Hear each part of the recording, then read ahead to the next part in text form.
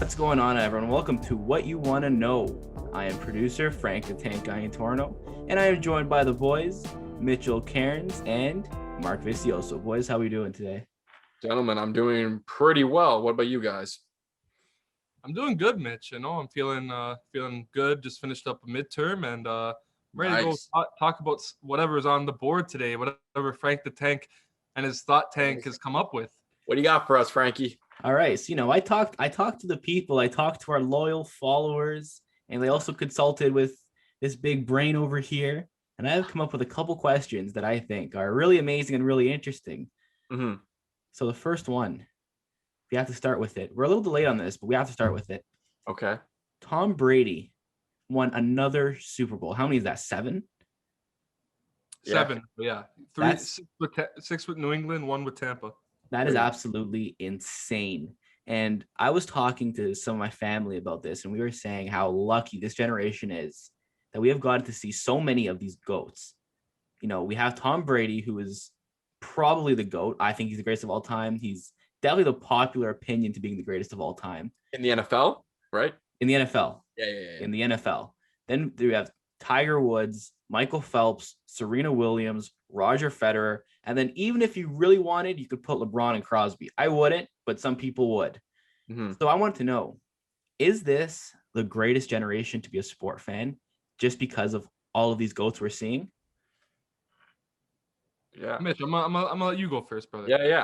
I'll say yeah. I'm gonna say yeah. We have all these GOATs. Like you just kind of said it. You just kind of named them off. There's no one there that I wouldn't say is not a GOAT. The only two I would say is arguably we're not in the generation of the GOAT. Would be in the NBA and NHL. You got Gretzky, and you can debate LeBron and Jordan. I'm not going to say it's LeBron. I'm not going to say it's Jordan, but you can debate that for sure. Everything else is set in stone from this generation, like 100%. Soccer-wise, Ronaldo, Messi, you want to argue that in our generation. Tennis, you said Federer, Serena Williams, like you've said all these guys, Brady, like golf, Tiger Woods, and all these stuff has been around for a while. Boxing, I know like some people think like Ali's one of mine. Boxing, like Ali's one of my GOATs, but Floyd, this generation, he's also one of my GOATs as well. So when you think about that, this is the greatest generation for sports and great generation that produce athletes in general. I'd agree with like most of the points, and I wouldn't even, if somebody were to say, yeah, this generation, as you said, LeBron, Floyd, Serena, all these amazing athletes. But what like we don't sometimes take in is that back in the 50s, 60s, 70s even, the mainstream media and what we have right now wasn't there to cover those athletes. I could only imagine if we would have got to see all this prime ESPN first take coverage after the Rumble in the Jungle of Muhammad Ali. We probably would have thought this guy was invincible. Like he probably could never be beaten. Or if we would have saw people like Wilt Chamberlain drop 100 points and the next morning on first take, you look at him and you're like, what the hell? He dropped 100 points? So obviously there's a lot of things that's happened with, science and a lot of sports and a lot of different analytics. But that 50s, 60s, 70s also, it's very classic period of sports that I think if it had the coverage, we'd be having maybe a bit of a closer debate with these type of GOAT conversations. I'm going to jump in and be like the opposite of that for a second and say, if they did have the coverage back then, how'd they handle social media? Because we're in a generation where social media, like players and athletes talk about like, yo, if social media was around when I was playing, I'd be done. I'd be canceled. I'd be like things that we were doing back in the day, like you couldn't do it anymore. Good point though, Mitch. But also 50s, 60s, 70s culture is not today's culture. So social media, you may be like, oh, like what would have happened? But that's also if you're looking at the time period of when that happened. It's all good, but if you're going to take 2020 things and put it back then, but if you put the 60s mindset, there'd be a lot less of what today actually is. The 60s mindset was there because no one was showing what was really happening. The racism, the sexism, all that crap. That stuff wasn't shown on social media. We see it now because of social media. But I'm going to cut in here because I don't want you guys to forget. The reason why these people, and I know my parents say this a lot, it's like, oh my God, thank God social media wasn't around, because if I was in high school, but that's a big what if. Because we were raised in this social media generation, our brains naturally know, like, yeah, if we were to if social media was just introduced right now out of nowhere and there's no development into it, yeah, we'd all be disasters. So if those prior generations were raised into social media, I'm sure they would be absolutely fine with it, just as this generation is. And let's not forget what Mark started to say was the development of the human body has come a long way. Like if you compare Connor McDavid's workout or Sidney Crosby's workout regimen to Gretzky's, it's completely different because science has evolved and so many things have evolved. Compare LeBron to Jordan. Like LeBron's a monster. But the thing is that at that time, Gretzky is the GOAT. Like for that time period, Gretzky's the GOAT. For that time, Babe Ruth is the GOAT. For that time, Michael Jordan is the GOAT. So I feel like there's so many more. I think the sheer amount of GOATs we have is definitely on our side. But Michael Phelps, it's swimming. Ultimately, who cares about swimming? Basketball, we don't have the GOAT. Swimming's pretty big in the Olympics, man. It's a worldwide thing. Like people, but it's not on the same level as soccer, same level as basketball, same level as hockey. No sport is on the same. I'm not like the biggest fan of soccer, but not all. Like soccer is on another level than all sports, as we talked about. It is 100%, 100%. So I think that it's a very tough conversation to have because of you have to look at for that time, Wayne Gretzky is the greatest player. For that time, Michael Jordan is the greatest player. So I think that's where you really have to sit back. And I think that's what Mark was getting at. Okay. Do you have the GOAT of the GOATs, by the way? The greatest of all time out of all of these consensus GOATs? Mark, I'll let you take the creme de la creme, if you will. Yeah. Mark, I'll let you take that. If you're looking at everything and you're looking at if you're looking at just the athlete part of things and the best athlete of all time, you may have to give it to LeBron because LeBron could probably translate to the most things and the most sports. If you're looking at his just pure body mindset, he could be a football player. He could be a UFC player. I'm pretty sure if he did swimming, he'd be pretty elite at it. Like, you know, probably the size of the pool. Exactly. Hockey, we don't know. You know, it's a little bit difficult being 6'6". You know, not everybody's a Zdeno Chara. But I think LeBron's body translates to the most sports. And if that's going to be my criteria, LeBron is the GOAT. Are we saying that LeBron's the GOAT of basketball then? He's not even the GOAT of his own sport. How is he the GOAT of all sports? We're not talking about that, Frankie. That's another discussion we're gonna have. But Mark, you and I had a conversation when I say LeBron is in my eyes the GOAT, and you say Jordan, but now you're telling me he's the GOAT of the GOATs. You know what I mean? If we're gonna ask the GOAT of all GOATs, but you don't even put him as the GOAT of his own sport, how does that make sense? GOAT of all GOATs. He's obviously one of the best. He's probably the GOAT of this generation. And if you put him in the other generations, the GOAT of this generation. He's not even the GOAT of this generation. Who's the GOAT of this generation? One, I can argue Tom Brady. One, he's not Tom Brady, but I can argue Tom Brady being a bigger GOAT with 7 rings. But someone above that, that's individual sport. Serena Williams is the GOAT of all GOATs. But I guess it also depends on the criteria, because what do you think Tom Brady would be good at outside of football? Okay, fine. I just said Tom Brady, Serena Williams. What's your argument against that? What she would be 4 gold medals, 23 major titles, and has done this over a span of like 17, 18 years, something around there. She's a freaking athlete. Like she's definitely one of the greatest athletes. Just I'll be talking about physical wise, and maybe looking at LeBron's physicality and that his stature. She's the exact same thing in tennis. Okay, so Serena Williams is a better athlete than LeBron James? Oh yeah. Okay, you wanted to say that for TikTok right now? I might as well make the discussion right now. You don't think Serena Williams is the GOAT of all time? You think LeBron is a bigger GOAT than Serena Williams dominated her sport more than LeBron James has dominated his. Yes. Okay. And I'm talking her level, if you're talking about athlete, as an athlete, her athleticism above her competition is out of this world compared to LeBron James in the NBA. LeBron James is in the greatest, I guess, overall physical. He's the most versatile. You can put him in the most sports and he'd do good. But Serena Williams is the greatest athlete of all time. And I'm not talking about she's she's faster than LeBron James. She's stronger than LeBron James. I'm not saying that. She jumps higher than LeBron James. No. But she is the GOAT of a generation. If you look at accomplishments, her actual physicality, and it being a single sport, like a solo sport by herself, no team around her, it's just her. All right. So then Bill Russell's the GOAT. What?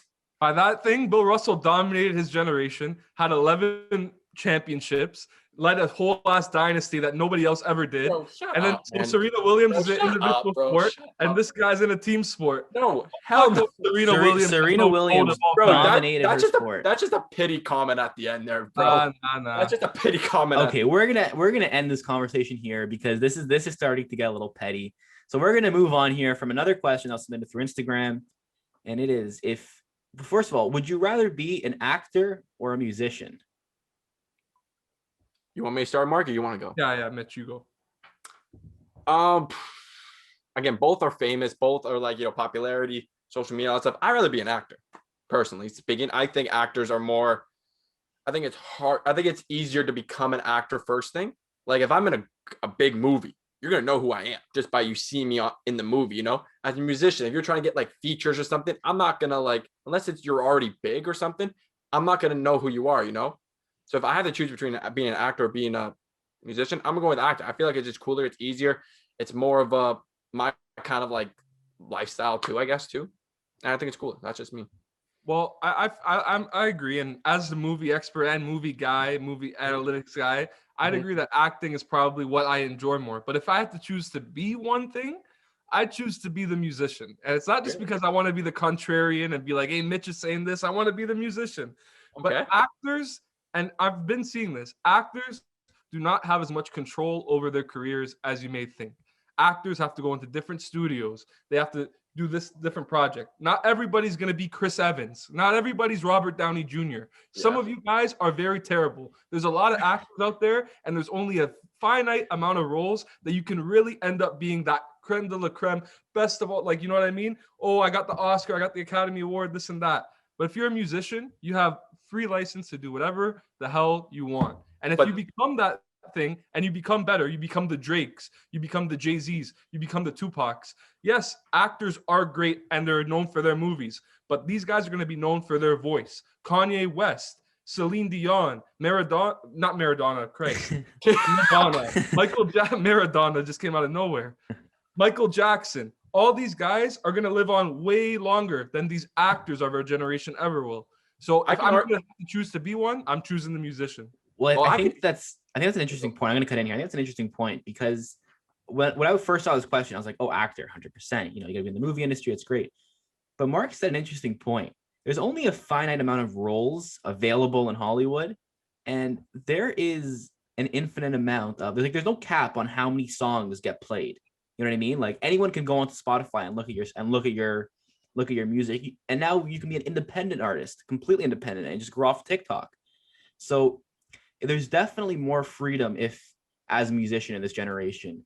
But come on, that lifestyle of being an actor, like Mitch was saying, everyone knows your face because you can be a great musician. Not everyone knows what you look like. So you're just listening to them. There's a lot of people you don't know what the hell they look like at all. But everyone knows what these actors look like because in every movie you see them, and when you walk in that room and you see everyone around you, I think that electricity is undeniable. But Mitch, any last comments on this? Yeah, was the question famous? If you can be like a famous person, or is it just being an actor, musician in general? Because if that's the case, in my head, I don't know why, but I thought of like you being a famous actor or a famous musician.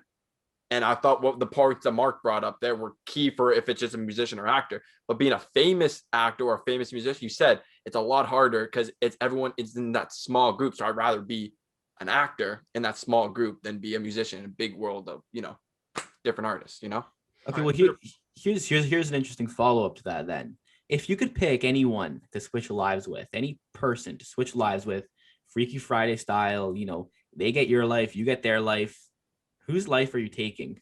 Are they an actor or a musician? We'll say it could be anyone. It could be anyone. And we'll say we'll say you have 2 weeks in this person's life. So you have 2 weeks in any person, any famous person, could be anyone in their life. Who are you picking? I got it. All right. For the sake of this argument, I guess I'd go with Michael B. Jordan because he was on the set of Creed for as long as he was. He was mentored by his fucking Sylvester Stallone. He has the whole life. He has the body. He has everything you would ever want. Why not pick Michael B. Jordan, That's a good one. That was what Frankie said, that I had a couple in mind, and Michael B. Jordan was one of them. But, and this is going to be really funny too, I'd go with The Rock. I know that Mark thinks that Mark thinks that he's already looking like The Rock. So Mitch is gonna go from Mitchell Karen's, like at least mine, you know, like me and Rock have at least the same skin complexion. Mitch is going from 5'10" white guy to 6'4" Samoan. I'm not saying I look like The Rock. I'm not saying that, but I'm saying like at least the Michael B. Jordan, like it wouldn't be that big of a, like, sure the body's different, but like, you know, same height, same. This guy went from like, that's like saying, oh, I want to be freaking Leonardo DiCaprio. Whoa, like that's just a bad choice by you. Then he's the highest paying actor. He works like I do, like every day. It's insane. He's one of the nicest guys in Hollywood. He's the most respected actor in Hollywood. I don't know if he's the most respected actor in Hollywood. Well, he's not a respected actor, I'd say. But he's one of the most respected actors, you know? Not like as in one of the most respected people. People, we'll go with people. That might be better than act. That's what I meant. I know there's like Leo as the most respected or Brad Pitt or whatever, but yeah, that's my opinion. I go with The Rock. Plus that extra jab at Mark for saying he looks like The Rock last episode. Last word on this. I would want to be Drake because this guy is living the absolute life. And I would not want to be The Rock because I see this guy's workout regimen and him waking up at 3 a.m. every day. And that's not for me. Not for me at all. Awesome. Love that. So one of the last things we have on the docket here, WandaVision.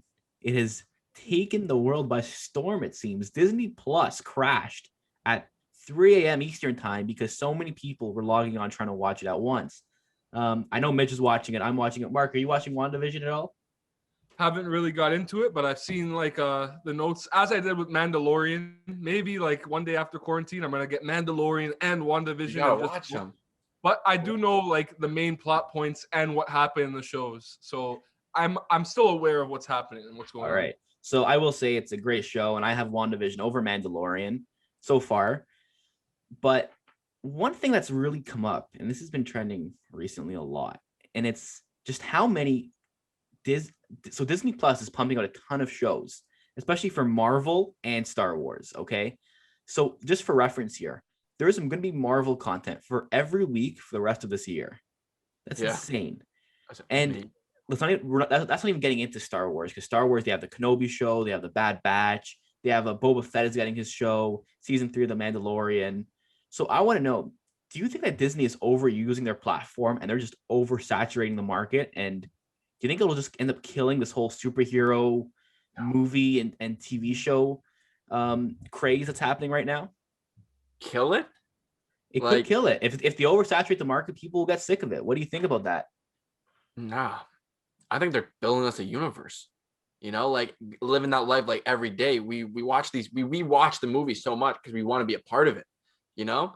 And if the fact that you get to live your life and then continue living the life of, like, you know, watch Kenobi, watching WandaVision, watching the Winter Soldier and Falcon, you know, like, I think it's amazing. I think what Disney Plus is doing is so smart because you know, your number one attraction to Disney isn't your cartoons from like Walt Disney days. It's Star Wars and it's Marvel now. They use that to draw your attention. And then what happens next? They partner or buy Star, if you guys noticed that recently. And they have now TV shows that are running on TV right now. They have movies that you have seen, like they're turning into Netflix. First, it was just all Disney stuff. Now they got stuff that other people want to watch. So I think Disney Plus is killing it. And I applaud them with adding all these shows and content in as well. I think there is, though, a danger to all of this. And the danger comes from the mindset that we sort of developed over the past year. And it was what Disney really was smart with. And that's why Disney is the best corporation out there, probably above Apple, above the Microsofts, because Disney has all the intellectual properties that you want. But what Disney has right now is creating all this content. It's good right now. Everybody's home. Everybody's able to watch it. But slowly, as life starts to get back to normal and you start to go 2-3 years down the line, what is the next step and what is the thing that Disney's going to do after this? Because you can only watch so much content and consume so much content. As Frankie just said, every week there's going to be a Marvel show coming out. Then you get back to your normal life. You have to go to Ryerson, commute downtown, do that. Then you have to go out on the weekend with the boys at the club. Oh, wait, the new Marvel movie just came out. Oh, shit, there's another episode of Winter Soldier and Falcon. Oh, shit, is that the Loki show? Oh, shit, is that WandaVision? Oh, my God, what's going on? And then everybody is going to fall behind and they're not going to be able to catch up. And if Disney is going to put in all these little Easter eggs and little things and make it this whole little great universe that you just walk into, then people are going to feel like they're missing out. And it's going to sort of take away from what happened at the beginning of the MCU. Because the beginning of the MCU, it was so nice because it felt like, oh, easy storyline. You know what I mean? Iron Man, Incredible Hulk, whatever Mitch has to think about it. Iron Man 2, Thor, Avengers. Now it's like, oh shit, gotta go into this timeline, this. So for us, it may be fine because we like all the content we can get. But for the casual and for later on down the line, it's going to take away from the box office, number one. I'll tell you that right now. Nobody's going to be going to the theaters to watch Avengers Endgame as much as they did before. And as long as Disney understands that, then that's fine. I think they do understand that. That's why they're doing it, because they know they're going to make more money doing this than in box office, man. Oh, really? Well, so how much did Avengers Endgame make in the box office? $2.7 billion. More. Made $2.7 billion. It was the biggest. Let me look this up right now. I swear it made more. I don't think it was the number one movie, and by adding more content, I feel like they're kind of going to take away from the box office. They're going to take away from it, but they're still they get the box office, and they get their shows online that you have to pay for the subscription. So you're paying for a subscription, and you're getting the movies on. Like, it's just smart. And all that you said there, Mark, it's like, yo, go into Ryerson, partying with the boys. Winter Soldier comes out, new movie comes out. That doesn't excite you. That excites the hell out of me. I get to watch all of these. It excites the hell out of you until you actually start missing up on these shows, and then they create more content because everybody loves the content, and then you're taking away from the actual stories, and you're not even creating new characters. What was one show that they made, or the movies? At least they're making new movies. What is the one show that they have that is based off a new character? The Bad Batch. That's freaking Star Wars. I'm talking about Marvel right now. New character? I don't think they have any new TV shows specifically off that, but like Loki's getting his own movie. Oh, sorry, his own TV show. Like, I know, and he's already existed in the universe. I'm trying to say, if Disney's putting all this money, Frankie, tell me how much money probably, I don't even know. I don't even want to know how much money they've put into WandaVision, Captain Winter Soldier and Falcon. I don't even want to know the amount of money. And you know how many, like probably 200, 300 million. You could have made 300 new movies, not even about Marvel or Star Wars or Lord of the Rings or whatever you want to talk. It could have been new stories that you want to tell, because down the road, you're maybe not going to see it now, but I can see 10 years from now that this Marvel Star Wars stuff is going to start to fall off. And it may not look like it right now because there's still a lot to go up, but I can see it going down. Well, I'll tell you my issue with it. Sorry to cut you off there, Mitch. My issue is this. For me, who's invested in the universe, I love it because I'm watching as things come out, and it's great. It's easy. But say right now you're a kid, you're like 5 or 6, and you're too young to understand the MCU and to really watch the movies. In 10 years, when you're 16, if you want to go and get involved with the MCU, you have to watch. You have to watch 40 different movies and TV shows in order to finish it. Like Star Wars, Star Wars as a kid, it's easy. You watch 6 movies, and now even 9 is a little bit much, but still 9 movies. 9 main movies. Added Solo. 9 movies. You watch 9 main movies. Those are like bonus content. You watch 9 main movies. But if you want to get into the MCU, it's not something that you could just get into easily. It takes a real commitment. I'm watching them all with my girlfriend. Shout out to Victoria. And it's taking time. There's 22 movies we have to watch, including WandaVision. That's a lot of. Because you watch 2 movies a day, Mitch. For me, who just watches movies like once every couple of days, it is difficult. It's difficult to watch them all, and that's right now. Imagine after all this content is done. Okay, and I'm just gonna add to Mark's point because I knew there was stuff coming out, but I didn't know on the top of my head. Marvel is coming out with. I know, and I said if you listen to my point, the new movies that are coming out. I said TV show. What is the new TV show that they're coming out? Miss Marvel. She-Hulk. What? She-Hulk, Miss Marvel. It's coming out end of 2021. And I can add to the essence of saying you have all this content coming out at once. They set this up that you don't have stuff overlap. It's just an endless run of stuff. That just means I know. An endless run of stuff is not movies. As Martin Scorsese said, an endless run of stuff is a comic books. There's endless amount of comic books. And I get it. That's what Marvel is going for. But that's not movie. And if they're going for the Marvel cinematic, because it's not called freaking Marvel television and film universe, it's called the Marvel cinematic universe. And if you're looking at the MCU, this is only gonna end up oversaturating the market at the end. It's called cinematic universe. Don't forget this Marvel television universe. Before it was the Marvel Cinematic Universe. It was Marvel Comics, and I kind of like how they're going back to their comic roots and all this. But I do think that if you're new into it, just like if you're new into comics right now, you're not going to read every comic. It's impossible. There's so many stories. You're never going to read every Spider-Man comic. Just like how it's going to get to the point where people that are new into MCU aren't just going to watch every TV show. But I think we're going to end this discussion there because that was interesting. And great questions. Thank you very much. Appreciate it. And I think we're gonna wrap up this episode. So, boys, any last comments? Anything you want to throw out there? No, follow us on TikTok. Follow us on Instagram. Follow us on our personals. Mitchell.Karen. Frankie Itorno, straight up, right? That's it, Frank. Frankie Itorno. Yep. And you got M Vicioso 21 down below. Mark. That's kind of it. Mark, you want to end it off with your new catchphrase? Oh, yeah. Well, before I say goodbye, casually, maybe let us know in the comments, because comments, we always want to get new comments. Let us know who you think won most of the debates today. Me and Mitch, obviously, we're going back and forth. Let us know down below who you think was the better arguer today. You don't want to know. Frank the Tank Itorno, Mitchell Cairns, and then follow our TikTok and Instagram, as Mitch said. And I guess I'm going to have to wrap it up here. This is a new phrase, just so you guys know. And I'm going to let you guys know right now. The new phrase of Mark. Stay beautiful. Nice. Yes, Nice.